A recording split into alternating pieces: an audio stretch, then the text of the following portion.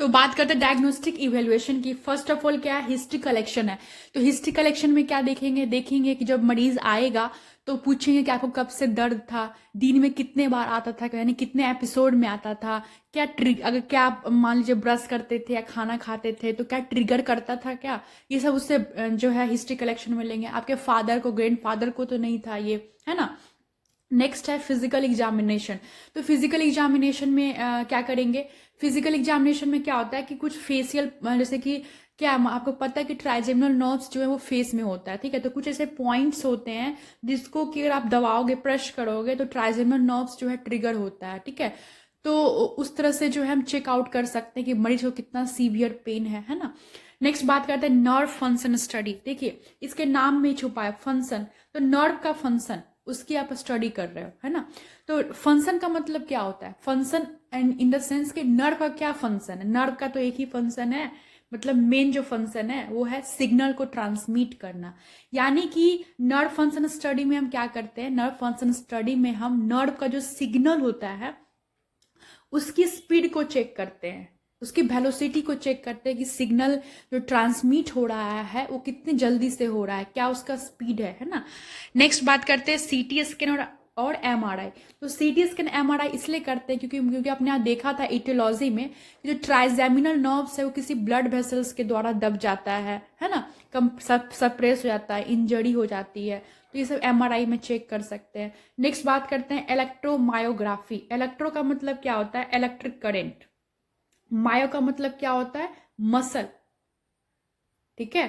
तो इसमें क्या होता है, ग्राफी। तो इलेक्ट्रोमायोग्राफी में क्या होता है कि हम जानते हैं कि हमारा जो फेशियल मसल्स है, हमारा जो फेस है उसमें क्या है, बहुत सारे फेशियल मसल्स हैं। तो उन फेशियल मसल्स को कमांड कौन दे रहा है, ट्राइजेमिनल नर्व्स, ठीक है। तो ट्राइजेमिनल नर्व्स कमांड तो दे रहा है, तो लेकिन क्या फेशियल मसल्स जो है उसको रिएक्ट कर रहे हैं, यानी कि जो जैसे सिग्नल आया कि आप चबाओ, ट्राइजेमिनल नर्व्स जो है च्यूइंग करने का सिग्नल दे रहा है कि आप खाना आया है तो आप उसको चबाओ, ठीक है। लेकिन क्या फेशियल मसल्स रिस्पॉन्ड कर रहा है क्या, कहीं फेशियल मसल्स में तो कोई दिक्कत नहीं है। तो ये सब चीज चेक करते हैं इलेक्ट्रोमायोग्राफी में। क्या डिफरेंस है नर्व फंक्शन स्टडी में और इलेक्ट्रोमायोग्राफी में, तो इसमें हम नर्व्स की वेलोसिटी को चेक करते हैं, यानी कि नर्व्स को चेक कर रहे हैं, ठीक है। इसमें हम मसल्स को चेक करते हैं, फेशियल मसल्स को, कि क्या वो नर्व्स का सिग्नल को कैप्चर कर पा रहा है या नहीं। तो आई होप डिफरेंस समझ में आया गया होगा।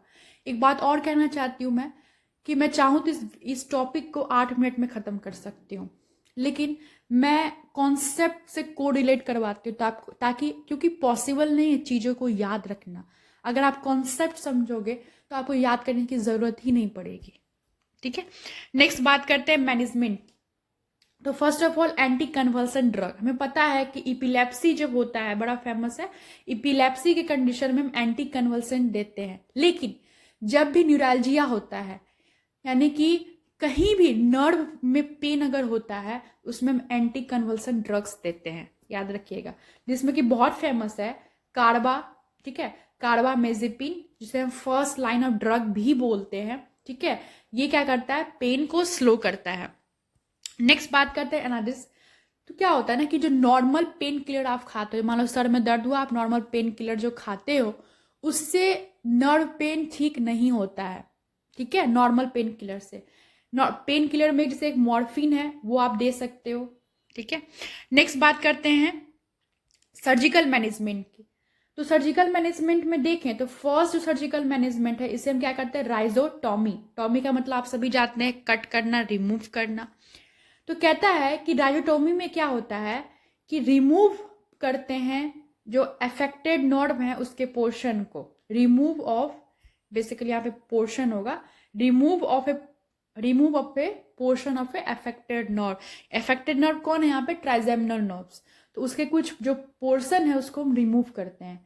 दूसरा कहता है कि इन कंडीशन ऑफ सीवियर पेन, अगर पेन बहुत सीवियर हो जाए तो trigeminal nerves cut and remove, उसको ट्राइजेमिनल नर्व्स को कट करते हैं, रिमूव करते हैं, ठीक है। लेकिन इसके कारण क्या होता है कि फेस में नमनेस हो जाती है। देखिए ये सारा जो मैटर मैं आपको समझाती हूँ, कुछ नहीं है, ये आपका फेस है, लेफ्ट वाला ट्राइजेमिनल नर्व्स है, इसके कई सारे ब्रांचेज हैं, ठीक। अब हमने बताया था कि एक आपका फोरहेड पे है, एक आपका जो है चिक पे है, सेकेंड ब्रांच है वो आपका जो है चिक पे जाता है, ठीक है। और ये फर्द 3 ब्रांचेस होते हैं। तब कौन जो मान लीजिए कि आपका जो है सेकेंड वाला पार्ट 3 क्या, सबसे पहले ये समझिए क्या ट्राइजेमिनल जो नर्व्स है तो क्या तीनों नर्व्स अफेक्टेड होंगे, हो सकता है कि तीनों नर्व्स इन द सेंस तीनों ब्रांच अफेक्टेड हो, first branch, second branch, third branch. लेकिन जो मोस्ट कॉमनली देखा गया है वो सेकेंड और थर्ड, ये दोनों ब्रांचेस ट्राइजेमिनल नर्व्स के अफेक्टेड होते हैं। तो हम क्या करेंगे, जो सेकेंड वाला पार्ट है उसको कट करेंगे, ठीक है, ताकि जो है पेन जो है वो हम कम कर सके, ठीक है। ये कहने की कोशिश कर रहा है, लेकिन इसका साइड इफेक्ट ये होता है कि फेस में नंबनेस हो जाता है। नंबनेस का मतलब क्या हुआ, आपको फेस का सेंसेशन लॉस हो जाएगा। जैसे कि कोई चुट्टी काट रहा है आपका, आपके चिक पे, आपको पता नहीं चलेगा, है ना। तो इसको कहते हैं सेंसेशन। नंबनेस का मतलब होता है सेंसेशन लॉस हो जाना। चलिए नेक्स्ट बात करते हैं microvascular decompression. So what is the meaning of micro? Micro means mini and vascular का मतलब होता है ब्लड वेसल्स, ठीक है। और डिकम्प्रेशन का मतलब किसी को दबा देना, दाब देना, यानी कि यहाँ पे दाबने की बात हो रही है और ब्लड वेसल्स की बात हो रही है, यानी कि ब्लड वेसल जो है किसी को दबा रहा है। तो किसको दबाएगा, हम पहले ही टियोलॉजी में पढ़े हैं, ट्राइजेमिनल नर्व्स को, ठीक है। तो कहता है कि this procedure involve surgical repairing of blood vessels that may cause pressure on nerves trigeminal.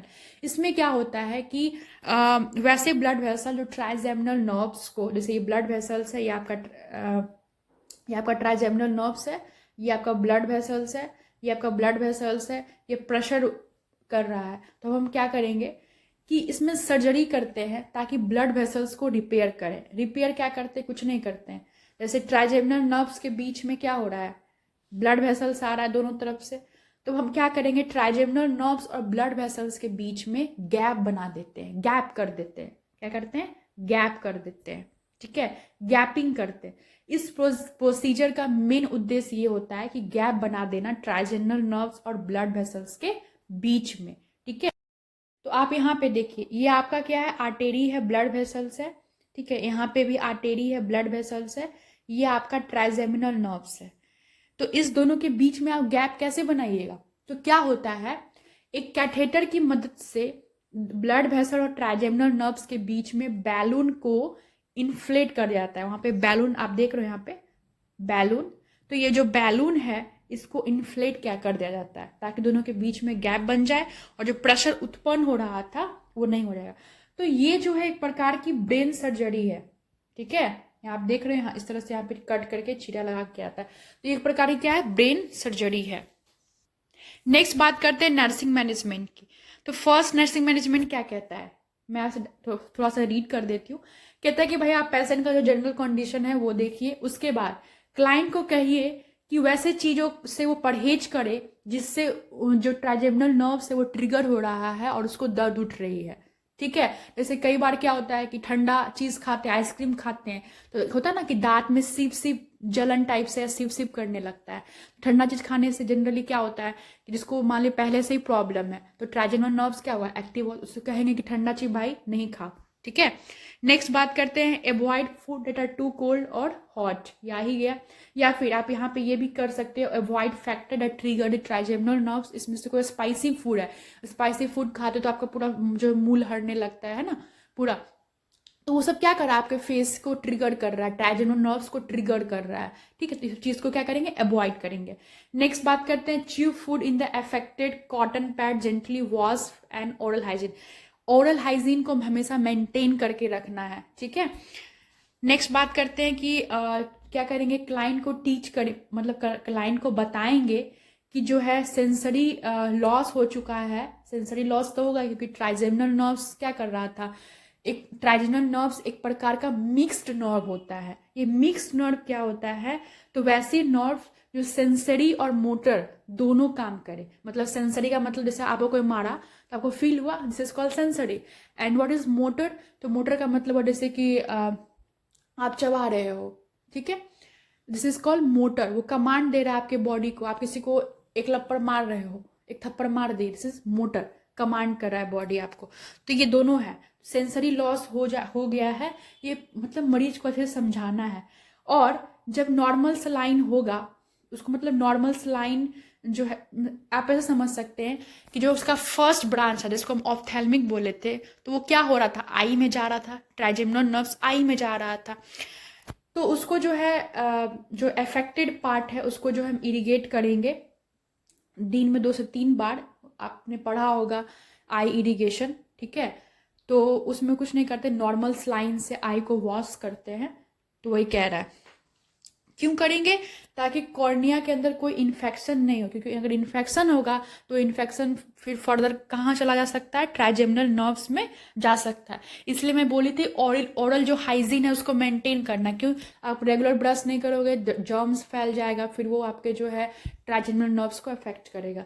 उसके बाद क्लाइंट उसके फैमिली को जो है डिजीज के बारे में, उसके ट्रीटमेंट्स के बारे में बताना है। उसके बाद जो है जो अफेक्टेड, जो आपका वैसे चीज़ें जो आपको अफेक्ट कर सकती है, यानी जो पेशेंट है, जैसे कि ठंडा हो गया, ये ठंडा आइसक्रीम्स हो गया, स्पाइसी फूड हो गया, है ना, वेदर हो गया, कोल्ड विंड्स हो गया, स्विमिंग हो गया, तो ये सब चीज़ से थोड़ा सा उनको बताना है। उसके बाद इंफॉर्मेशन देंगे कि जो आपका कंडीशन है उसके बारे में पूरा एक्सप्लेन करेंगे, और उसको जो है उसके ट्रीटमेंट के बारे में बताएंगे, आपको क्या चीज़ की ज़रूरत पड़ेगी वो बताएंगे, आपकी लिमिटेशन क्या है, लिमिटेशन में यह हो जाएगा कि भाई आप ठंडा चीज़ नहीं खाइए, स्पाइसी फूड नहीं खाइए।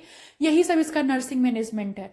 क्योंकि इसमें क्या हो रहा है, दर्द हो रहा है, तो दर्द हो रहा है तो आपको क्या करना है, ट्राइजेमिनल नर्व्स को बचा के रखना है। ट्रिगर आप क्या बचा सकते हो, आपके हाथ में क्या है, यही है कि आप ऐसे ऐसा काम नहीं करें जैसे मतलब कह सकते हो कि ट्राइजेमिनल नर्व्स को गुस्सा नहीं आए, वो ट्रिगर नहीं हो। तो यही एक नर्सिंग मैनेजमेंट है और कुछ नहीं है ओवरऑल अगर देखा जाए तो। आई होप आपको एक वीडियो अच्छा लगा होगा, अच्छा लगा हो तो एक लाइक बनता है, और चैनल को